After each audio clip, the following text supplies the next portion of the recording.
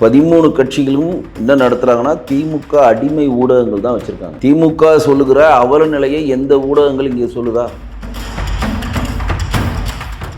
பெரிய பெரிய குடியிருப்புகளை கிட்ட சட்டத்தை நீட்டாத நீங்கள் அப்பாவி மக்களிடம் மட்டும் உங்கள் அதிகாரத்தை ஏன் பயன்படுத்துகின்ற ஒரு கேள்வி எழுது. பெரிய பெரிய பணக்காரரிடம் உங்களுடைய சட்டம் வாய் மூடி மௌனமாகிறது. எதிர்த்து அடிக்க திராணி இல்லாத ஒரு குடிசை பகுதியில் வாழுகிற மக்களிடம் மட்டும் உங்கள் சட்டம் அதிகாரமாக பாயிருது அப்படின்ற கேள்வி. திமுகவை காங்கிரஸ் மிரட்டி 69 சீட்டு வாங்கினாங்க. 69 சீட்டு வாங்கி தோத்தாங்க. தோத்துட்ட உடனே இனிமேல் காங்கிரஸோட நாங்கள் கூட்டணி சேர மாட்டோம்னு சொல்லி கலைஞர் அவர்கள் பொது வழியில் சொல்லிட்டு அண்ணா அறிவாலயத்தில் 2G ஸ்பெக்ட்ரம் வழக்கில் கனிமொழி அவர்களையும் ராஜா அவர்களையும் ஜெயிலில் போட்டிருந்தாங்க. அப்போ கலைஞர் மிகப்பெரிய மன உளைச்சல் இருந்தார். பாட்டாளி மக்கள் கட்சியின் நிறுவன தலைவர் ராமதாஸ் அவர்களுக்கும் அன்புமணிக்கான சண்டை, அது உட்கட்சி பிரச்சனை. அது உள்ள எந்த கட்சியும் தலையிட முடியாது. அவங்களோ ஒரு செட்டில்மெண்ட் ஆகிட்டு வருவாங்க, அதில் மாற்றம் இல்லை. இன்னும் ஒற்றை குறிக்கோளாக திமுக எதுக்குன்றப்ப மீங்கள் ஆகும். எல்லாருமே இறங்கி வேலை செய்வாங்க. அவங்களோட இப்போ இந்த பாட்டாளி மக்கள் கட்சிக்கும் தேமுதிக சண்டை இருக்குது, நாங்கள் போட்டியிடத்தில் அவங்க ஸ்ட்ராங்காக இருக்கிறன்றது உடைப்படும். எல்லா தொண்டருடைய மனநிலையும் திமுகவை தோற்கடிக்க வேண்டும் நகர்றப்ப வெற்றி ஈஸியாக கிடைக்கும் தான் மத்தியில் இருக்கக்கூடிய அமித்ஷா அவர்கள் நினைக்கிறார். அதில் மாற்றல், அது உண்மையும் கூட. அந்த படத்துக்கு அந்த இடத்துக்கு அது தேவையில்லை. கமல் இருக்க பெரிய பிரச்சனைனா புரியாமலே பேசுவது தான் அவர்கிட்ட இருக்க பிரச்சனை. கர்நாடகாவில் போனால் அங்கே இருக்கிறவங்க என்ன கேட்குறாங்கன்னா, ஏன்பா அப்படி பேச, ஒரு மன்னிப்பை கேட்டு முடிஞ்சிருச்சுன்றாங்க. இவர் மன்னிப்பு கேட்க மாட்டேன்றாரு. தமிழில் இவங்க பேர் வைக்கிறாங்களா, குடும்பத்தில் எவனுக்கும் தமிழ், இவனே தமிழ் பேர் வைக்காதப்ப மற்ற எப்படி தமிழ் பேர் வைப்பான்? தமிழ் வெளியில் காட்டிக்கிட்டது தவிர தமிழுக்கான ஆர்வம் அவங்கள்ட்ட எதுவுமே கிடையாது. தமிழ் பிரிஞ்ச மொழி தானே கன்னடம், எல்லாருக்குமே தெரியுங்களா? கல் தோன்றா முன் தோன்றா காலத்தில் முன் தோன்றிய மூத்த குடி தானே நம்ம கன்னடம் நம்மள்ட்ட இருந்தால் பிரிஞ்சுது, தெலுங்கு நம்மள்ட்ட இருந்தால் பிரிஞ்சுது, மலையாளம் நம்மள்ட்ட இருந்தால் பிரிஞ்சு, துளு நம்மள்ட்ட இருந்தால் பிரிஞ்சு, எல்லாருக்குமே தெரியுங்களா? கர்நாடகா முதலமைச்சர் சித்தராமையா ஏறுறாரு. எங்களுக்கு மொழி தான் முக்கியம், மானம் தான் முக்கியம், ஈனம் தான் முக்கியம், நாங்கள் உடனே தடை போடுவோம். அவர் கொளுத்தி விட்டோன்னே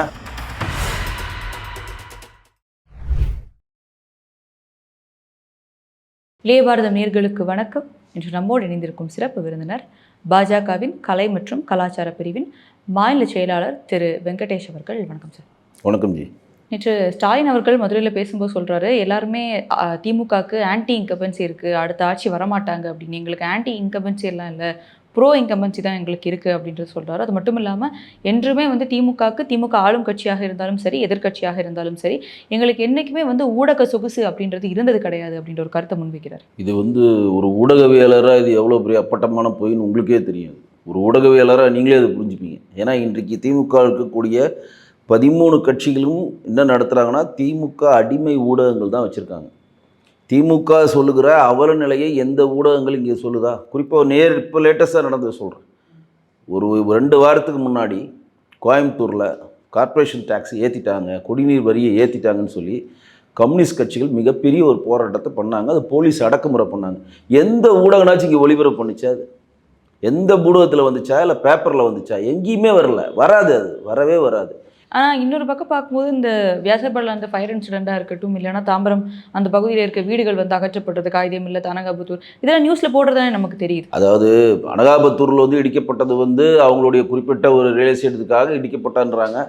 அது ஒரு நாம் தமிழர் சீமான் போய் பார்த்துட்டோன்னா மற்றவங்களுக்கு ஒரு மாதிரி ஆகிடுச்சு, கில்ட்டி ஆகிடுச்சு. சீமான் போய் பார்த்துட்டாரு, அங்கே நேம் பேர் வாங்கிட்டாரு, நம்மளும் போய் பார்க்கலன்னா அங்கே இருக்க ஓட்டை எடுக்கும்னு சொல்லிட்டு விடுதலை சிறுத்தைகள் அவசர அவசரமாக போகுது, கம்யூனிஸ்ட் அவசர அவசரமாக போகுது, எல்லாரும் போய் பார்த்துட்டு மாற்று இடம் கொடுக்கணும்னு சொல்லி ஒரு கோரிக்கை வைக்கிறாங்க. நம்ம என்ன சொல்கிறோன்னா, இன்றைக்கு ஒட்டுமொத்த தமிழ்நாட்டில் இருக்கக்கூடிய பாதி அரசாங்க கட்டிடங்கள் நீர்நிலையில் தான் கட்டப்பட்டிருக்கிறது. இன்றைக்கி இருக்கக்கூடிய வல்லூர் கோட்டம் கட்டிருக்குது, லேக் ஏரியாவில் தான் கட்டப்பட்டிருக்கு, மதுரை உதயநீதிமன்றம் லேக் தான் கட்டப்பட்டிருக்கு, பல இடத்துல பல கட்டிடங்கள் லேக்கில் தான் கட்டியிருக்காங்க. அதையெல்லாம் விட்டுட்டு சம்மந்தமே இல்லாமல் அனகாபுத்தூரில் அங்கே இருக்கக்கூடிய மக்களை அப்புறப்படுத்த வேண்டிய கட்டாயம் இப்போ அரசுக்கு என்ன ஏற்பட்டது? அப்படி தவறு செஞ்சுட்டோம், அதை திரும்ப சரி பண்ணுறதுக்காக ஒவ்வொரு இடத்தையே ஆரம்பித்து பண்ணிட்டு இருக்காங்க. அதுக்கான மாற்று இடங்களும் மக்களுக்கு கொடுக்கப்படுது இல்லையா? இல்லை, மாற்று இடங்கள் கொடுக்குறாங்க. அந்த தவறு செஞ்சப்ப நீங்கள் சொல்கிறீங்க, ஒரு தவறு இப்போ செஞ்சுட்டோம் திருப்பி செய்ய மாட்டேன்னு சொல்கிறீங்களா? அந்த இடத்துல நினைக்கிறாங்க தவறை சரி செய்ய. எவ்வளோ வருஷமா 1967 ஆட்சிக்கு 5 முறை ஆட்சி அமைச்சு இப்போ 6வது முறைக்கு ட்ரை பண்ணிட்டு இன்னைக்கு வரையும் நீங்கள் மாற்றத்தை நோக்கி நகர்றீங்க. அதை நாங்கள் நம்பணும். இந்த வேலைச்சேரியில் இருக்க எந்த வீடுமே அப்போ இன்னைக்கு இருக்க முடியாது. வீட்டிலேருந்து எந்த ஒரு கட்டிடம், அது ஒரு லேக் ஏரியா தானே. அதாவது வேலைச்சேரியில் முதல் மு.க. ஸ்டாலின் அவர்கள் கலைஞர் முதலமைச்சராக இருக்கப்போ குடியேறினார். அவர் குடியேறினப்போ தான் வேலைச்சேரின்றது மிகப்பெரிய பிரம்மாண்டமாக உருவெடுத்தது. ஐடி விங்லேருந்து எல்லாம் உருவெடுத்து இன்றைக்கி வேளச்சேரி வந்து பெரிய ஒரு ஐடி பார்க்காகவும் இருக்குது, கமர்ஷியல் ஏரியாவும் ஆகிடுச்சு. இப்போ எப்படி போர்ட் கிளப் இருந்துச்சோ அண்ணா நகர்லாம், இப்போ அண்ணா நகர் போர்ட் கிளப்லாம் தூக்கி போட்டு வேளச்சேரி தான் மெயினான ஏரியா மாதிரி கொண்டு வந்துட்டாங்க. அது வந்து அவர் முக ஸ்டாலின் அவர் தான் புண்ணியம் கட்டிக்கிட்டாரு. அதை டெவலப் பண்ணோன்னே அவர் சித்திரஞ்சன் சாலையை வந்து சரணடைஞ்சிட்டார். இப்போ வந்து நான் சொல்கிறது வந்து பெரிய பெரிய குடியிருப்புகளை கிட்ட சட்டத்தை நீட்டாத நீங்கள் அப்பாவி மக்களிடம் மட்டும் உங்கள் அதிகாரத்தை ஏன் பயன்படுத்துகின்ற ஒரு கேள்வி எழுது. இப்போ நீங்கள் டி நகர் எடுத்துங்க, ஒரு உதாரணம் சொல்கிறேன். டி நகர் எடுத்துங்க, ரங்கநாதன் தெரு இருக்குல்ல, டி நகரில் அங்கே கட்டப்பட்ட அனைத்து கட்டிடங்களும் விதிமுறைக்கு உட்பட்டு தான் கட்டப்பட்டதா? நேரடியாக சொல்கிறேன். இங்கே கட்டப்பட்டிருக்கு எல்லா ஜவுளி கடையை எடுத்துக்கோங்க, எல்லா கோல்டு கடையை எடுத்துக்கோங்க, பாலத்துக்கு கீழே இருக்குது, இந்த சைடு இருக்குது, இந்த சைடு இருக்குது. எதனா ஒரு கட்டிடம் விதிமுறைக்கு உட்பட்டு சிஎம்டியை அப்ரூவ் பண்ணி விதிமுறைக்கு உட்பட்டு கட்டணும் உங்களால் சொல்ல முடியுமா?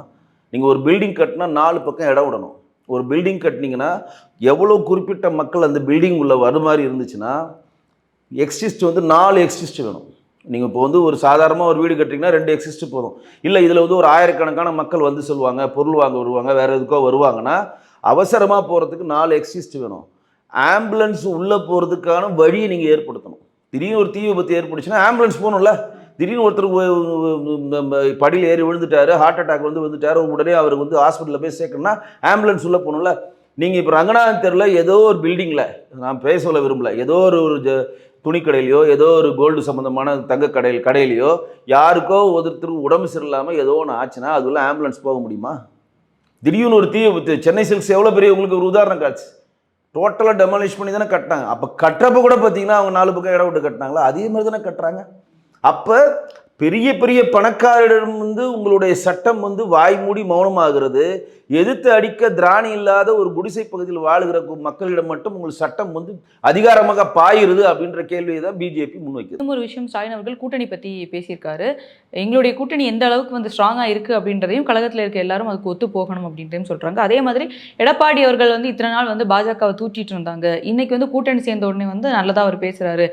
பார்க்குறோம், அமித்ஷா அவர்கள் எத்தனை காரு வந்து மாறி போய் பார்க்குறாரு, காலில் விழுந்தாருன்னு சொல்கிறாங்க, நம்ம எதுவும் பார்க்கல, மறைமுகமாக விழுந்தாரா தெரியல அப்படின்ட்டு பல விமர்சனங்கள் முன்வைக்கிறார். மறுபடியும் நான் இதுதான் சொல்கிறேன்னு சொல்லிட்டு எந்த ஷாவுக்கும் நாங்கள் பயப்படவில்லை அப்படின்ற கருத்தை வச்சிருக்காரு. அண்ட் இன்னொரு விஷயம், ஸ்டெப் ஹெட் மாதிரி பாஜக இங்கே வந்தால் என்ன நடக்கும் அப்படின்ற மாதிரி ஒரு சொல்கிறார். மத கலவரமாக இருக்கட்டும், ஜாதி கலவரமாக இருக்கட்டும், மக்களை பிளவுபடுத்துவது, மாணவர்களுக்காக படிக்க முடியாது, படிப்பை இது பண்ணுறது, நிதி அப்படின்ட்டு பல குற்றச்சாட்டுகள் வந்து பாஜக வந்தால் இதெல்லாம் நடக்கும் அப்படின்ற ஒரு விஷயத்தை முன்வைக்கிறாங்க ஸ்டாலின். முதல்ல வந்து பிஜேபியும் அதிமுகவும் சேர்ந்த கூட்டணி தேசிய ஜனநாயக கூட்டணி ரொம்ப ஸ்ட்ராங்காக இருக்குது, அதில் மாற்று இல்லை. 2024 தேர்தலே அமித்ஷா அவர்கள் பொது வழியாக தெளிவாக சொல்லிட்டாரு. அது எப்படி நீங்கள் ஸ்ட்ராங்காக இருக்குன்னு சொல்கிறீங்கன்னு எனக்கு புரியல. ஏன்னா இங்கே வந்து ஒன்று பேசுகிறாங்க, பின்னாடி வரும்போது எடப்பாடி அவர்கள் என்ன சொல்கிறாங்க, நீங்கள் யாரும் பாஜக இருக்கும் யாரையும் தூற்றி பேசக்கூடாது. பாஜக என்ன சொல்றது, யாருமே எடப்பாடி அவர்களே அதிமுக கூட்டணி இருக்கும் யாரையும் வந்து பேசக்கூடாதுன்னு இன்றைக்கும் தலைவர்களே வந்து கீழே இருக்க தொண்டர்கள். இல்லை, அது எப்படின்னா இப்போ கூட்டணி வந்து மிகப்பெரிய சிரமப்பட்டு 2 கூட்டணிகளும் இணைச்சிருக்கும். இப்போ வந்து ஒரு தலைவர்களும் ஒரு நிலைப்பாட்டை சொன்னாங்கன்னா அது தேவையில்லாத சிக்கலை உண்டாக்கும். மாண்புமிகு இப்போ இருக்கக்கூடிய எங்களுடைய தமிழ்நாடு பாஜகவுடைய மாநில தலைவர் நயினார் தெளிவாக ஒரு விஷயத்த சொல்லுவார். கூட்டணி பற்றி நீங்கள் கேள்வி எழுப்பினோடனே அடுத்த நிமிஷம் சொல்லுவார், அது சம்மந்தமான என்கிட்ட எந்த பதிலும் கிடையாது, அதை தேசிய தலைமை தான் முடிவு பண்ணும். எங்களுடைய மாநில தலைவரே அப்படி சொன்ன பிறகு கீழே இருக்கவங்க நாங்களும் அதுதானே சொல்லுவோம். இல்லை, பதிலிருந்து நழுவ பார்க்குறாரு. இல்லை, உண்மைங்க. கூட்டணின்றது முடிவு பண்ணுறது தேசிய கட்சிங்க. இது அங்கே இருக்கக்கூடிய எடப்பாடி அவர்கிட்ட கேட்குறப்ப நீங்கள் வந்து அங்கங்கே ஒரு அமைச்சர்கள் மைக் இருக்குன்னு சொல்லி நீங்கள் வந்து லூஸ் டாக் விடக்கூடாது. கூட்டணி சம்மந்தமாக யாருன்னா கேட்டாங்கன்னா எங்கள் முதலமைச்சர் முடிவு பண்ணுவார்ன்றது இங்கே சொல்லிவிடுங்கன்னு சொல்லி அவங்க பொதுக்குழுவில் பேசி தீர்மானம் பண்ணிட்டாங்க. அமித்ஷா அவர்கள் வரும்போது அவரே சொல்றாரு, இது என்டிஏ கூட்டணி, அதிமுக தலைமையிலான என்டிஏ ஆட்சி நடக்கும் அப்படின்றாங்க. ஆனால் கிளியர் கட்டாக வந்து கொஞ்ச நாள்லேயே எடப்பாடி அவர்கள் என்ன சொல்றாரு அப்படின்னா, அதிமுக தலைமையிலான கூட்டணி ஆட்சி நடக்குமா அப்படின்னு கிளியர் கட்டா இல்லை, அதிமுகவின் ஆட்சி தான் அப்படின்னு சொல்றாரு. அப்போ அதிலே ஒரு பெரிய இல்லை அமித்ஷா அவர்கள் சொன்ன தெளிவாக புரிஞ்சுங்க. நிறைய பேர் அதை வச்சு ஊடகத்தை வச்சு ப்ளே பண்ணுறாங்க. அவர் என்ன சொன்னார்னா, என்டிஏ கூட்டணி வந்துருச்சு, தேசிய ஜனநாயக கூட்டணியில் தமிழ்நாட்டுக்கு எடப்பாடி பழனிசாமி அவர் தான் தலைமை தாங்குவார்ன்றது கிளியராக சொல்லிட்டார்.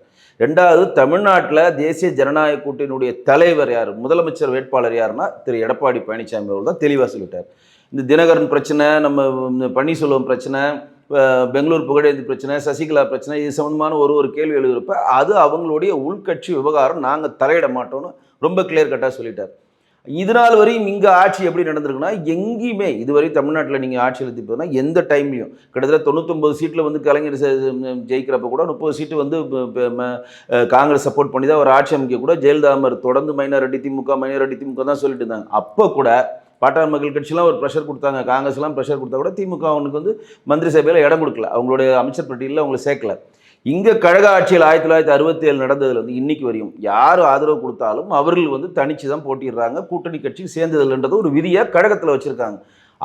மாண்புமிகு உள்துறை அமைச்சர் அமித்ஷா அவர்கள் தெளிவாக சொல்லிட்டாரு, எடப்பாடி அவர்கள் தான் முதலமைச்சர் வேட்பாளர், இங்கு தேசிய ஜனநாயக கூட்டணி தான் ஆட்சி அமைக்கும், ஆட்சியில் நாங்கள் பங்கு கொள்வோம், நாங்கள் அமைச்சராக இருப்போம்னு எந்த இடத்துலையும் அவர் சொல்லலை. அப்போ அதிமுக தலைமையிலான அதிமுக ஆட்சின்னு சொல்லலாம் இல்லையா, என்டிஏ ஆட்சின்னு சொல்லும்போது அவங்களுக்கு அந்த பதவியை இருக்கும், பதவியில் வந்து நீங்களும் இருப்பீங்கன்றது தானே பாஜக. அதில் வந்து என்டிஏ அப்படின்ற வார்த்தையை அவர் இல்லைங்க, இப்போ இந்தி கூட்டணினா என்ன? இப்போ வந்து முதலமைச்சர் என்ன சொல்கிறாரு, இங்கே வந்து திமுக ஆட்சி அமைச்சு நான் சொல்கிறாரு, இந்தி கூட்டணி ஆட்சி தானே சொல்கிறாங்க. அப்போ வந்து இந்த ஆட்சி அமைந்தால், அதிமுக ஆட்சி அமைந்தால் அதில் பாஜகவில் யாருக்கும் அமைச்சர் பதவி எந்த ஒரு பதவி கொடுக்கப்படாட்டி பாஜகவுக்கு பரவாயில்ல. அது இல்லை, ஆட்சி அமைந்தால் பதவி தராங்க தரமாட்டாங்க, அவங்க வந்து என்ன மாதிரி டிசிஷன் எடுக்கிறாங்கன்றது முடிவெடுக்கிற இடத்துல நம்ம யாருமே கிடையாதுங்க. அதற்கான பதில் சொல்கிற இடத்துல நானும் இல்லை, மாநில தலைவரும் அதை தெளிவுபடுத்திட்டார். ஒன்லி உள்துறை அமைச்சர் அமித்ஷா அவர்களும் மோடி அவர்கள் தான் அதை வந்து டிசைட் பண்ணுவாங்க, தேசிய ஜனநாயக கூட்டணி தான் அதை டிசைட் பண்ணணும்னு தெளிவாக சொல்லிட்டாங்க. ஸோ அது பற்றிக்கான பதில் நம்மள்கிட்ட கிடையாது. ஆனால் இதை வந்து குழப்ப ரீதியாக வந்து மு.க. ஸ்டாலின் அவர்கள் பொதுவெளியில் வைக்கிறார். இப்போ வந்து குறைந்தபட்ச ஆதரவு, குறைந்தபட்ச செயல் திட்ட நிலவில் தான் அதிமுகவோட பிஜேபி கூட்டணின்றது அமித்ஷா அவர்கள் தெளிவாக சொல்லிட்டார். குறைந்தபட்சன்ற எதில் சொல்கிறோன்னா, இப்போ நம்ம வந்து வக்பு சட்டத்தை கொண்டு வரோம், அதிமுக எதிர்த்து ஓட்டு போடுது. இருமொழி கொள்கையை நம்ம வந்து மும்மொழி கொள்கையை கொண்டு வரோம், அதிமுக இருமொழி கொள்கைன்றது. நீட்டை நம்ம நடத்துகிறோம், அதிமுக நடத்தக்கூடாதுன்றது. சில முடிவுகளில் மத்திய அரசினுடைய சில முடிவுகளில் வந்து அவர்களுக்கு எதிரணியில் இருந்தாலும் குறைந்தபட்ச செயல் திட்டத்தில் திமுகவை எதிர்க்கின்ற ஒற்றணியில் நம்ம சேருவோம். சரிங்களா? இந்த மாதிரி இதெல்லாம் வந்து அதிமுக பிஜேபி கூட்டணி வந்திருக்கிறது. 2011ஆம் ஆண்டு அண்ணா அறிவாலயத்தில் 2G ஸ்பெக்ட்ரம் வழக்கில் கனிமொழி அவர்களையும் ராஜா அவர்களையும் ஜெயிலில் போட்டிருந்தாங்க. அப்போ கலைஞர் மிகப்பெரிய மன உளைச்சல் இருந்தார். ப. சிதம்பரம் நிதி அமைச்சராக இருக்கப்ப மேலே வந்து தயாளம்மா இருக்கிறாங்க அண்ணா அறிவாலயத்தில், பெரிய ரைடு 2G ஸ்பெக்ட்ரம்ல மேலே வந்து சிபிஐ ரைடுலேருந்து எல்லாம் இன்கம் டேக்ஸ் ரைடு மேலே பண்ணிட்டு இருக்காங்க. கீழே கூட்டணி பேச்சுவார்த்தை பண்ணுறாங்க. அப்பொழுது திமுகவை வந்து காங்கிரஸ் மிரட்டி 69 சீட்டு வாங்கினாங்க. 69 சீட்டு வாங்கி தோத்தாங்க. தோத்துட்ட உடனே இனிமேல் வந்து காங்கிரஸோடு நாங்கள் கூட்டணி சேர மாட்டோம்னு சொல்லி கலைஞர் அவர் பொது வழியில் சொல்லிட்டு என்ன ஒரு வார்த்தையை உதிச்சார்னா, கேடா நட்பு கூடா நட்பு கேடா முடியும் அப்படின்னு சொல்லி முடித்தார். இதை விட இது சந்தர்ப்பவாத கூட்டணி. நான் நேரடியாகவே குற்றம் சாட்டுறேன். 2 ராஜா அவர்களையும் கனிமொழியும் காப்பாற்றணுன்ற ஒற்றை குறிக்கோளுக்காக தன் கட்சியை அடகு வைத்தவர்கள் காங்கிரஸிடம் திமுக. அவங்களோட நாங்கள் பெட்டராக இருக்கோம் அப்படின்னு. பெட்டர் இல்லைங்க, இது வந்து ஏங்க ஒருத்தர் வந்து கூட்டணி போய் சேர்றாங்க, கூட்டணி எல்லாருமே ஒன்றா வருது. ஏன் 1967 இவங்க பண்ணலையா? காங்கிரஸை வந்து எதிர்த்து நீங்கள் அண்ணாதுரை ஒரு கூட்டணி அமைச்சர், அந்த கூட்டணியில் யாராக இருந்தாங்க? காங்கிரஸை எதிர்த்து களமாடிய ராஜாஜி அவர்கள் இருந்தார். காங்கிரஸில் இருந்த ராஜாஜி சுதந்திர கட்சி அந்த கூட்டணியில் இருந்துச்சு. காகிதம் இல்லத்தில் இருந்தார், மாப்போ சிவஞானம் இருந்தார், நான் தமிழர் சிப்ப ஆதித்யநாத் இருந்தார், கம்யூனிஸ்ட் இருந்தது. கிட்டத்தட்ட கூட்டாஞ்சோரா 14 கட்சி, எங்கெங்க முஸ்லீம் லீக் எல்லா கட்சியும் கூட்டணியில் கொண்டு வந்து ஒற்றை காங்கிரஸ் எதிர்க்கிறப்ப அப்போ அவங்களுக்குள்ள என்ன சொன்னாங்க? கொள்கை வேறு கூட்டணி வேறுனாங்களே. இப்பயும் எடப்பாடி அவர்கள் சொல்றாரு, எங்கள் கொள்கை வேறு கூட்டணி வேறுன்னு தான் சொல்றாரு. இப்பயும் நம்ம அதுதான் சொல்றோம். நம்மளுடைய நோக்கம் இன்றைக்கும் வந்து எங்களுடைய மாநில தலைவர் நாயனார் அவர்கள் தெளிவாக ஒரு விஷயத்தை பதிவு பண்ணுறாரு. விஜய் அவர்களுக்கும் வேண்டுகோள் விடுக்கிறார். இன்னைக்கு நாளிதழில் பார்த்தா தெரியும், ஒரு வருடம் இருக்கிறது. விஜய் அவர்கள் வந்து திமுகவை எதிர்க்க வேண்டும், திமுக ஆட்சியை அகற்றப்பட வேண்டும் என்று நினைத்தால் தேசிய ஜனநாயக கூட்டணியில் அவர் இணைய வேண்டும். விஜய் அவர்கள் இல்லை, நாம் தமிழர் சீமானுக்கும் அழைப்பு விடுறோம். அப்போ நம்ம என்ன நினைக்கிறோன்னா, ஒற்றை திமுகவுடைய எதிர்ப்பு ஓட்டு சிந்தாமல் சிதறாமல் ஒரே கன்சாலிடேட் ஓட்டாக தேசிய ஜனநாயக கூட்டணிக்கு வந்து விழுந்ததுன்னா திமுக இங்கு காணாமல் போகும் அப்படின்றது தான். இது வந்து கூட்டணி நான் சொன்னது 2011 உதாரணத்துக்கும் எடப்பாடி அவர்களும் அமித்ஷா அவர்கள் சந்தித்த உதாரணத்துக்கும் பார்த்தீங்கன்னா ஒன்றுமே தெரியல, மலைக்கு மடுக்கு வித்தியாசமாக இருக்கும். ஒருத்தங்க மிரட்டி சீட் வாங்குறது எப்படி, நாங்கள் கூட்டணியில் இணைக்கிறோம், நீங்கள் தான் தலைவர். எங்கள் உள்துறை அமைச்சரே பொது வழியில் சொல்கிறாருங்க, இவர் தாங்க தேசிய ஜனநாயக கூட்டணியுடைய முதலமைச்சர் வேட்பாளர், இவர் தாங்க தேசிய ஜனநாயக தலைமை தாங்க போகிறாரு. இதில் என்னங்க வந்து ஊர்ந்து வந்தார், தவழ்ந்து வந்தார், கார் மாற்றிட்டு வந்தாருன்னா இதெல்லாம் என்ன பேச்சு? இது ஒரு பக்கம் உங்களுக்குள்ள அதிமுக பாஜக இடையில கூட்டணி இந்த மாதிரி சலசலப்பில் இருப்போது, இன்னொரு பக்கம் பாமக கட்சிக்குள்ளே வந்து உட்கட்சி பூசல் இருக்குது.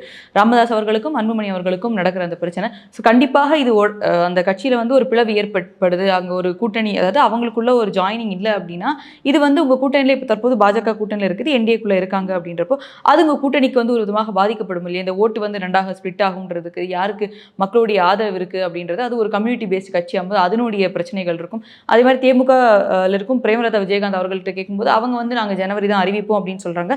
அதே நேரம் ராஜ்யசபா சீட்டு கொடுக்கலன்ற மாதிரி ஒரு அதிருப்தி அவங்களுக்கு வந்து அதிமுக மேல இருக்கு அப்படின்றப்போ ஏதோ ஒரு கார்னர்ல அதிமுகவுக்கு இன்னொரு கட்சி மேல ஒரு அதிருப்தியோ பாஜக ஒரு அதிருப்தி இருக்கும்போது எப்படி இதெல்லாமே மிங்கலாய் சேர்ந்து நீங்க வந்து திமுகவை எதிர்ப்பீங்க அப்படின்னு சொல்லுவாங்க. ஏன்னா இன்னைக்கும் ஸ்டாலின் அவர்கள் பேசுறது 7வது முறையாக வந்து கழகத்தின் ஆட்சி வந்து நடக்கும் அப்படின்றதும் 2வது முறையாக நான் முதல்வராக இந்த ஆட்சி நடக்கும் அப்படின்ற கழக கூட்டணி ஆட்சி தான் நடக்கும் அவர் ஸ்ட்ராங்கா சொல்றாரு அப்படின்னா எதிரில் வந்து யாருமே எங்களுக்கு கண்ணு கெட்ட தூரத்துல வந்து எதிரி இல்லைன்ற அர்த்தம் தானே. அதாவது ஒரு விஷயம் தெளிவாக தெரிஞ்சுக்கங்க, அரசியலில் வந்து நிரந்தர நண்பன் இல்லை, நிரந்தர எதிரி இல்லை, சரிங்களா?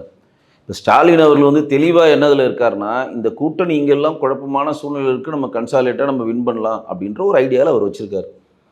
பாட்டாள் மக்கள் கட்சி இன்றைக்கு வரையும் தேசிய ஜனநாயக கூட்டணியில் தான் இருக்குது, அதில் மாற்றே கிடையாது, சரிங்களா? தேசிய ஜனநாயக கூட்டணியில் இருக்கிறாங்கன்றதை அன்புமணி அவர்கள் சொல்லிட்டார். இப்போ பாட்டாள் மக்கள் கட்சியோட நிறுவனத் தலைவர் ராமதாஸ் அவர்களுக்கும் அன்புமணிக்கான சண்டை, அது உட்கட்சி பிரச்சனை, அது உள்ள எந்த கட்சியும் தலையிட முடியாது. அவங்களோ ஒரு செட்டில்மெண்ட் ஆகிட்டு வருவாங்க, அதில் மாற்றம் இல்லை. அதுக்கு டைம் இருக்குது.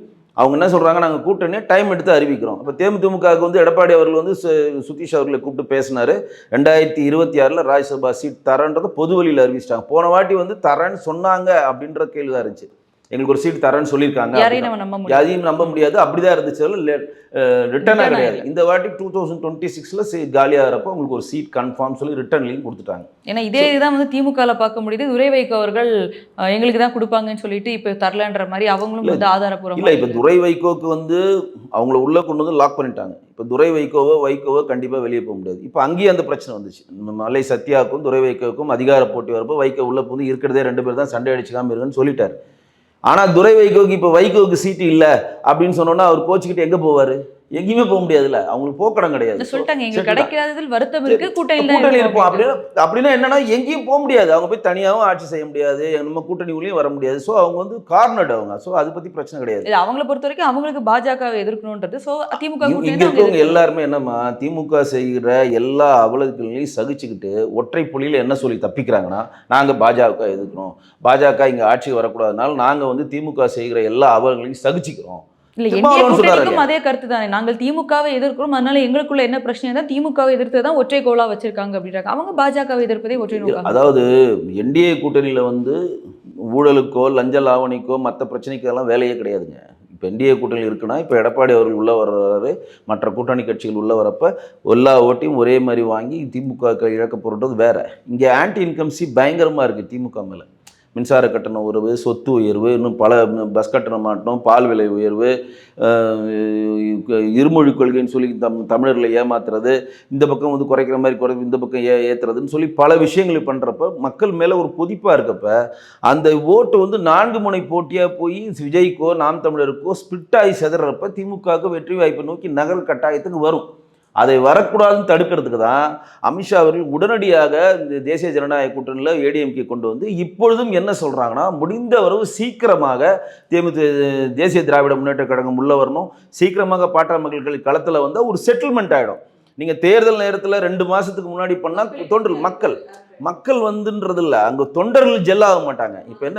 இப்போ என்ன நினைக்கிறாங்கன்னா, தேசிய ஜனநாயக கூட்டணி இப்போ பாட்டாள் மக்கள் கட்சி தேமுதிமுக நம்மகிட்ட இருக்கிறாங்க, கன்ஃபர்மேஷனாக உள்ளே வரல, மற்ற யார் இருக்காங்களோ எல்லாம் லிஸ்ட் அவுட் பண்ணிவிட்டு 38 மாவட்டங்கள் தமிழ்நாட்டு இருக்குது, 6 மாவட்டத்துக்கு ஒரு பொதுக்கூட்டத்தை மோடி அவர்களை வைத்துக்கொண்டோ, அமித்ஷா அவர்களை வைத்துக்கொண்டோ, தேசிய தேர்தலை வைத்துக்கொண்டு, எடப்பாடி அவர்களை வைத்துக்கொண்டு ஒரு கூட்டணி கட்சி தலைவர்களை வைத்து மேடையில் பொதுக்கூட்டங்கள் இங்கே போடுறப்ப எல்லா கூட்டணி கட்சியினுடைய தொண்டர்கள் அந்த மாநாட்டுக்கு வரப்ப ஜெல்லாவாங்க. அவங்களுக்கு எல்லாருக்கும் ஒரு ட்ரைனிங் செஷன் மாதிரி நம்மளா ஒற்றை குறிக்கோளாக திமுக எதுக்குன்றப்ப மிங்கிள் ஆகும், எல்லாருமே இறங்கி வேலை செய்வாங்க. அவங்களோட இப்போ இந்த பாட்டாள் மக்கள் கட்சிக்கும் தேமுதிக சண்டை இருக்குது, நாங்கள் போட்டியிடத்தில் அவங்க ஸ்ட்ராங்காக இருக்கிறோன்றது உடைப்படும். அதிமுகவுக்கும் மற்ற கட்சிக்கு சண்டை இருக்குது, நாங்கள் போட்டியிடத்தில் அவங்க கேட்குறான்றது உடைப்படும். எல்லாமே உடைப்பட்ட போது சீட்டு செட்டில் ஆனோன்னா எல்லா தொண்டருடைய மனநிலையும் திமுகவை தோற்கடிக்க வேண்டும் நகர்றப்ப வெற்றி ஈஸியாக கிடைக்குன்னு தான் மத்தியில் இருக்கக்கூடிய தேசிய ஜனநாயக கூட்டணியினுடைய அமித்ஷா அவர்கள் நினைக்கிறார். அதில் மாற்றல், அது உண்மையும் கூட. இப்போ ஒரு 2 மாதம் தேர்தல் வச்சு இன்னைக்குன்னா தொண்டர் சோர்வு அடைஞ்சிருவான். அதற்கு முன்னாடியே வரதுக்கான வேலைகள் இப்போ பார்த்துட்டு இருக்கோம். சின்ன சர்ச்சைகள் இப்போ தேமுதிமுக கொண்டு குறிப்பிட்ட சுதீஷ் அவர்களுக்கும் அவருடைய மகனை இளைஞரணி தலைவர் ஆகிறதுக்கும் டக்குன்னு ஒரு 5 பேர் விலகி போனாங்க, நாங்கள் அந்த கட்சியை விட்டு விலகி போகிறோன்னு போனாங்களா இல்லையா? எல்லா கட்சியிலும் வருவதும் போவதும் இருந்து கொண்டே தான் இருக்கும். அது எந்த மாற்றம் இல்லை. ஒரு கட்சி வளருதுன்னா 10 பேர் வருவான், 10 பேர் வெளியே போவோம். அது தலைமையே சரி செய்து கொள்ளும். தலைமை செய்து கொள்ளணும், அதை சீக்கிரம் செஞ்சுட்டு வாங்கன்னு தான் நம்ம விருப்பம். இப்போ கமல்ஹாசன் அவர்களுக்கு வந்து ராஜ்யசபா அதனுடைய இதை வந்து பரிந்துரை திமுக கொடுத்துருக்காங்க. அதே நேரத்தில் அவருடைய அந்த பட ப்ரமோஷனுக்கு போகும்போது கன்னட மொழியை வந்து தமிழிலிருந்து வந்ததாக அவர் பேசினது வந்து ஒரு பெரிய சர்ச்சைக்குரிய விஷயமா போயிருக்கு. இதில் வந்து பார்க்கும்போது திராவிடம் அப்படின்னு சொல்லிட்டு இந்த பக்கத்தில் யாரும் இப்போ ஸ்டாலின் அவர்களோ யாரும் பெரித அளவில் வந்து இப்போ வர பேர்கள் பார்த்தா பிரகாஷ்ராஜ் அவர்களாக இருக்கட்டும், நடிகர் பிரகாஷ்ராஜ், சித்தார்த் அவர்களுடைய பேர்லாம் வருது. ஏன்னா தமிழ் நீங்கள் ஏன் அதுக்கு வந்து சப்போர்ட் பண்ணி பேசல அப்படின்றது கனிமொழி அவர்கள் கேட்கும்போது நான் அதை பற்றி பேசலையே அப்படின்ட்டு அவங்க ஒரு மாதிரி நழுவி போகிற மாதிரி இந்த மாதிரி விஷயங்கள் பார்க்க முடியுது. ஆனால் சீமான் அவர்கள் ரொம்பவே ஸ்ட்ராங்காக நிற்கிறார். அவர் பேசினதுல என்ன தவறு அப்படின்றது. இன்னொரு பக்கம் கனடா கோர்ட் வந்து ஒரு எதுக்கு ஈகோவாக இருக்கீங்க, ஒரு சாரி கேட்டால் முடிஞ்சிட போகுது இல்லை அப்படின்ற மாதிரி கேட்குறாங்க. ஸோ கமல் அவர்கள் வந்து பேசின விதம் சரியாக இருக்குன்னு நினைக்கிறீங்களா? அதே மாதிரி அவர் வந்து அந்த ஈகோ விட்டு மன்னிப்பு கேட்கணும். இல்லை, கமல் அவர்கள் வந்து பேசின விதம் வந்து சரின்றது நான் வாதிட மாட்டேன். ஏன்னா அந்த படத்துக்கு அந்த இடத்துக்கு அந்த இது தேவையில்லை. கமல் இருக்க பெரிய பிரச்சனைனா புரியாமலே பேசுவது தான் அவர்கிட்ட இருக்க பிரச்சனை. ஆனா ரொம்பவே அதை ஹார்ஷா சொன்ன மாதிரி இல்ல. அங்கேயும் ஒரு கன்னட கடந்து போயிட்டாரு. அவர் வந்து ரொம்ப ஈஸியா சின்ன ஒரு விஷயமாக கடந்து போயிட்டாரு. அவர் என்ன புரியாம பேசுறது மட்டும் இல்லாமல் கமல்கிட்ட இருக்க இன்னொரு பிரச்சனை என்ன அப்படின்னு பார்த்தீங்கன்னா, எல்லா இடத்துலையும் தன்னுடைய அறிவினத்தை ப்ரூவ் பண்ணணும்னு நினைப்பார். தனக்கு வந்து அதிமேதாவியான ஒரு சொற்சொடர்லாம் தெரியும், அதிமேதாவியான உரையாடல் என்னால் பேச முடியும், அதிமேதாவியான விஷயங்களை வந்து என்னால் கோர்க்க முடியும் அப்படின்றத எல்லா இடத்துலையும் ப்ரூவ் பண்ணணும்னு நினைப்பார் அவர். நிறைய படத்தில் கூட வரும். சந்தானமும் ஆர்யாவும் ஒரு படத்தில் பேசுவாங்க, என்ன டிக்கெட் எடுக்கலன்னு கேட்டால் கமல் மாதிரி புரியாமையே பேசுறியே அப்படின்னு சொல்லி அடிப்பாங்க. அதை வச்சு ஒரு காமெடிலாம் வந்திருக்கு. இப்போ கூட லேட்டஸ்ட்டாக முந்தானத்து ஒரு நியூஸ் வந்துச்சு. நீங்கள் என்னடா ராஜ்யசபாவில் வந்து ஹிந்தியில் பேசி பேசி எங்களை வெறுப்பேற்றுறீங்களா, நாங்கள் ஒருத்தர் அனுப்புகிறோம் பார், அவர் என்ன மொழியில் பேசுகிறேன்னு உங்களுக்கு தெரியாதுரா அப்படின்னு சொல்லி கமலுக்கு ஒரு மிமிஸ் போடுறாங்க. ஒரு திரைப்பட இருக்கக்கூடிய சக கலைஞனாக, நானும் திரைப்படத்தை கலையை சேர்ந்தவங்க தான், சக கலைஞனாக கமலுக்கு இங்கே இருக்கக்கூடிய அனைத்து கட்சிகளும் சப்போர்ட் பண்ணணும். திரைப்பட கலைஞராக சொல்கிறேன், அரசியல் ரீதியாக எனக்கு உடன்பாடு இல்லை, அது விட்டுருக்கு. திரைப்பட கலைஞராக சப்போர்ட் பண்ணணும். பேசிட்டாரு, முடிஞ்சிருச்சு. இது வந்து அங்கே போயிடுச்சு. கர்நாடகாவில் போனால் அங்கே இருக்கிறவங்க என்ன கேட்குறாங்கன்னா, ஏன்பா அப்படி பேச, ஒரு மன்னிப்பை கேட்டு முடிஞ்சிருச்சுன்றாங்க. இவர் மன்னிப்பு கேட்க மாட்டேன்றார். அவர் என்ன ஒரு சொல்கிறாரு, நீங்களும் மொழியில் ஆளுமை பெற்றவரா, இந்த கன்னட மொழியை பற்றி உங்களுக்கு முழுமையான தெரியுமா அப்படின்றத அவர் ஒரு கேள்வியை வச்சுக்கிட்டு, இங்கே நாம் தமிழர் சீமான் அதுக்கு சொல்கிறார், அந்த நீதிபதி மொழியில் ஆளுமை பெற்றவரா, அவருக்கு தமிழை பற்றி அகழ்வாராய்ச்சியை பற்றி எதுனா தெரியுமான்னு இவர் இங்கே வைக்கிறார். கடைசியில் வந்து 2 பேருக்குமே எதுவும் தெரியாது. நீதிபதிக்கு வராது, கேஸ் வருது, எடுக்கிறாரு, எடுத்துட்டோன்னா மாதிரி மன்னிப்பு கேட்க மாட்டேன், லெட்டரில் மன்னிப்பே இல்லை, அப்போ நீங்கள் வந்து தமிழை பற்றி முழுமையாக படித்தவரா, கன்னட இதிகாசங்கள் பற்றி முழுமையாக படித்தவரா கேட்குறாங்க. நம்ம அதெல்லாம் கடந்துருவோம். நம்ம வைக்கிறது ஒட்டுறதுல எப்படி நிற்கணும்னா, ஒரு தமிழர்னா அதில் நிற்போம். தமிழ்னா என்னென்னா, நம்மளுடைய தமிழ் திரைக்கலைஞனுக்கு கன்னடத்தில் ஒரு பிரச்சனை வந்திருக்கு. தமிழ்நாட்டில் சீன படங்கள் வெளியாகுது, ரஷ்ய படங்கள் வெளியாகுது, தெலுங்கு படம் வெளியாகுது, மலையாள படம், ஹிந்தி, இங்கிலீஷ் எல்லாம் வெளியாகுது. பக்கத்தில் இருக்க 300 கிலோமீட்டர் இருக்கக்கூடிய பெங்களூர் இருக்கக்கூடிய ஒரு கன்னட படம் வந்து வெளியாகக்கூடாதுன்னு சொல்கிறாங்கன்னா, அது எவ்வளோ பெரிய முரண்பாடின் உச்சத்தில் நம்ம இருக்கிறோம்னு ஃபஸ்ட்டு செய்யுங்க. இப்போ இந்த சிக்கல் அப்படியே விஜய் அவருடைய ஜனநாயகன் படமும் வந்துடுச்சு. அந்த ப்ரொடக்ஷன் இல்லை, ஏற்கனவே இந்த சிக்கல் வந்து கன்னடத்தில் வந்துச்சு. பாகுபலி படம் ரிலீஸ் ஆகிறப்ப சத்யராஜ் அவர்கள் வந்து மன்னிப்பு கேட்கணும், அவர் கன்னடத்தை பற்றி ஒரு காவிரி பிரச்சனையில் ஒரு பேசுனது, எப்பயோ பேசுனதை எடுத்து நாங்கள் ரிலீஸ் பண்ண மாட்டோன்றப்ப அது பெரிய பட்ஜெட் படம்லாம் ராஜமௌலி வேண்டுகோள் விடுறார் சத்யராஜ், நீங்கள் கொஞ்சம் மன்னிப்பு கேட்டால். சத்யராஜ் மன்னிப்பு கேட்டார், ரிலீஸ் ஆச்சு. ஏன் இப்போ நம்ம என்ன கேட்குறோன்னா, மன்னிப்பு இப்போ சீமான் அவர்கள் தான் சொல்கிறாரு, இனமா மானமா, இனமா பணமா கேட்டால் இனம்தான் முக்கியம், பணத்தை தூக்கி போடுறான்னு அவர் சொல்லிட்டு போயிடுறாரு. ஆனால் இன்வெஸ்ட்மெண்ட் எவன் பண்ணான்னு தெரில. இதில் என்ன பெரிய ஒரு ஹைலைட்னா, இன்றைக்கு வரையும் தமிழுக்காக தான் எங்கள் உயிர் மூச்சு, செம்மொழி நாள் சொல்லி கலைஞர் பிறந்தநாளை கொண்டாடுறானுங்க. செம்மொழி இன்றைக்கி வரையும் பார்த்தீங்கன்னா தமிழ்நாட்டில் எங்கேயுமே தமிழ் பெயர் பிள்ளைகள் இல்லை. நம்ம வந்து கேஸ் போட்டுக்கினே இருக்கிறோம், ஏங்க பெயர் பிள்ளைகளில் தமிழ் எழுதுங்கன்னு. அதை வந்து போய் அண்ணா நகரில் போயிட்டு ஒரு அசோசியேஷன் போயிட்டு மும்பை கோர்ட்டில் போயிட்டு ஸ்டே வாங்குறான். எங்களுக்கு இன்னும் டைம் கொடுங்க சொல்லுங்கள் தமிழ் எழுதுன்னு. அந்த ஸ்டேக்கு மேல்முறையீடு இவங்க போனாங்கன்னா கிடையாது, தமிழை ஆட்சி மொழியாக கொண்டு வாங்க, கட்டாய படமாக தமிழ் படிக்க வேண்டும்னு சொல்லி கிட்டத்தட்ட 5 வருஷமாக இங்கே ஆள்றது கொண்டு வாங்கன்னா கிடையாது. தமிழில் இவங்க பேர் வைக்கிறாங்களா, குடும்பத்தில் எவனுக்கும் தமிழ், இவனே தமிழ் பேர் வைக்காதப்ப மற்ற எப்படி தமிழ் பேர் வைப்பான். தமிழ் வெளியில் காட்டிக்கிட்டது தவிர தமிழுக்கான ஆர்வம் அவங்கள்ட்ட எதுவுமே கிடையாது. அப்போ இன்றைக்கு இது ஒரு படத்தில் சிவராஜ் ராஜ்குமார்ட்ட கமல் மேடையில் சொன்னப்போ வாலண்டரியாக வந்து பஸ்ஸில் யாருனான்னா கர்நாடக முதலமைச்சர் சித்தராமையா ஏறுறாரு. எங்களுக்கு மொழி தான் முக்கியம், மானம் தான் முக்கியம், ஈனம் தான் முக்கியம், நாங்கள் வந்து உடனே தடைப்படுவோம் அவர் கொளுத்தி விட்டோன்னே ஆளுங்கட்சி சப்போர்ட் பண்ணுது. எல்லாரும் சேர்ந்து ஒரே இதில் வாட்டாள் நாகராஜன் ஒரு குரூப் வச்சு பண்ணுறாங்க. இனி சிவகுமார் ஒரு அறிக்கை கொடுத்துருக்காரு, துணை முதலமைச்சர். திராவிடன் செட்டப்பில் தான் நம்ம எல்லாரும் இருக்கிறோம், நம்மளது வந்து உயர்ந்தவர்கள் தாழ்ந்தவர்கள் எல்லோரும் ஒரு மக்கள் தான். நம்ம என்ன சொல்ல வரலாற்று புரியுமா, தமிழ்லேருந்து பிரிஞ்ச மொழி தானே கன்னடம், எல்லாருக்குமே தெரியுங்களா. கல் தோன்றா முன் தோன்றா காலத்தில் முன் தோன்றிய மூத்த குடி தானே நம்ம. நம்ம கன்னடம் நம்மள்ட்ட தான் பிரிஞ்சுது, தெலுங்கு நம்மள்ட்ட இருந்தா பிரிஞ்சுது, மலையாளம் நம்மள்ட்ட இருந்தா பிரிஞ்சுது, துளு நம்மள்ட்ட இருந்தா பிரிஞ்சுது, எல்லாருக்குமே தெரியுங்களா? இல்ல கமலஹாசன் அவர்கள் வந்து சொன்னது சரியா தவறான்றத தாண்டி இந்த அளவுக்கு ஒரு இக்கட்டான ஒரு ஹிஸ்டாரிக்கல் டீப்பா அவர் பேசுனது அவ்வளோ இல்லாட்டி கூட ஒரு ஹிஸ்டாரிக்கல் டீப்பா அவர் சொன்னது ரொம்ப சினிமாட்டிக்குங்க. அவர் என்ன சொல்றாருன்னா, அதான் நான் சொல்றேன். இப்ப அவர் வந்து கோர்ட்ல வந்து நான் சொல்ல நினைத்ததுதான் இந்த மாதிரி உங்களுக்கு வந்து கன்வே ஆயிடுச்சு, உங்களை ஹர்ட் பண்ணுச்சு அப்படின்னா அதற்காக நான் சாரி கேட்டுக்கிறேன்னு இல்ல சொல்லியிருக்கலாம். சொல்லிடலாம். நம்ம என்ன இப்ப சொல்றோம், தமிழை பத்தியே எடுக்க வேணாம். எது ஃபர்ஸ்ட் செகண்ட்றத பேசாமலே நான் பேசுறது உங்களை புண்படுத்தி இருந்தா நான் மன்னிப்பு கேட்டுக்கிறேன் இல்ல அப்படின்னு அவர்தான் அன்புக்கு மன்னிப்பு கேட்காதுன்றாரு. கிடையாது. அவர் சொல்றாருங்க. நம்ம என்ன சொல்றோம்னா, அவர் வந்து இப்ப அந்த கேஸை முடிக்கணும்னு நினைச்சிருந்தாருன்னா ஒற்றை வரி தான்.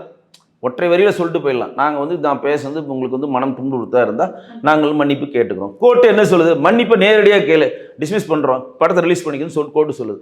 அது அவர் ஈகோ வேலை செய்தா இல்ல கர்நாடகாவில் போய் நம்ம விழுமான்னு அவர் நினைக்கிறாரா, அது வேற விஷயம். அவர் வந்து அது தனிப்பட்ட முறையில் அவர் டிசிஷன் எடுத்துக்கணும். ஏன்னா அவருடைய படம்.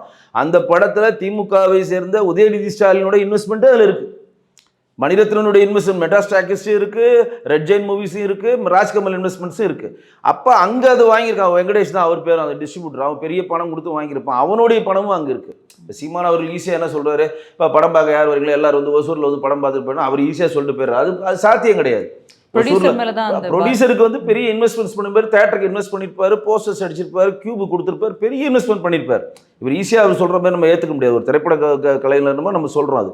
அப்போ அந்த படம் ரிலீஸ் ஆனாதான் அந்த பிரச்சனையிலேருந்து அவர் தப்பிக்க முடியும், அதில் மாற்று இல்லை. அதை வந்து நீங்கள் சொல்கிற மாதிரி இவர் ஏதோ ஒன்று சொல்லி ஏதோ நடந்துருச்சு, முடிஞ்சிருச்சு, சரி முடிஞ்சோடனே மன்னிச்சுங்க, முடிஞ்சிருச்சு. ஆனால் அது வந்து அவர் தான் முடிவு எடுக்கணும். ஆனால் நான் வந்து அவர் மன்னிப்பு கேட்கணும் கேட்கக்கூடாதுன்னு டிசிஷன் நம்மள்ட்ட இல்லை. நம்ம சொல்கிறது ஒரே ஒரு டிசிஷனு, தமிழனாக தமிழுக்காக அங்கே ஒரு பிரச்சனை வரப்போ இங்கே இருக்கக்கூடிய எல்லா தமிழ் பேசுகிற தலைவர்களும் எல்லாரும் தமிழ் மேல் பற்றுக்கொண்டவர்களும் அவருக்கு உறுதுணையாக இருக்கணும். இப்போ நம்மளுடைய தாய்மொழியில் இருந்து பிரிஞ்ச 5 மொழிகளும் சமஸ்கிருத துணையோடு தான் தோன்றினன்றது வரலாற்று சான்றிதழாக இருக்குது, எல்லாருக்குமே தெரியாது. இப்போ நம்ம தாய்மொழிக்கு என்ன ஸ்பெஷல்னா, தாயும் உயிரோடு இருக்கிறது, தாய் கீழே இருக்கிற 5 சேய்களையும் உயிரோடு வைத்திருக்கிறது. நம்ம தாய்மொழி தமிழில் உயிரோடு இருக்குது, நம்ம தமிழ் தான் கெத்தாக இருக்குது. நம்ம கீழே இருக்கிற 5 மொழிகளையும் நம்ம இன்னி வரையும் பாதுகாத்து அதுவும் உயிரோடு இருக்குது. இவங்க சப்போர்ட்டிவாக சொல்கிற வடமொழி சொல்கிறதுக்கு வடமொழி பேசுகிற மாநிலங்கள் எங்கேயும் கிடையாது, குறைந்தபட்சம் தான் அதை பேசுவாங்க. அதற்கு வந்து அதை உருவாக்கின மொழி உயிரோடு இல்லை, ஆனால் மற்ற மொழிகள் உயிரோடு இருக்குது. இது வந்து பெரிய சிறப்பு. எந்த சமஸ்கிருத துணையோடு இல்லாமல் தனிச்சு நிற்கிற ஒரு மொழி தான் நம்ம தமிழ் மொழி. நமக்கு எந்த துணையும் தேவையில்லை, தன்னிச்சையாக வளர்ந்த ஒரு மொழி.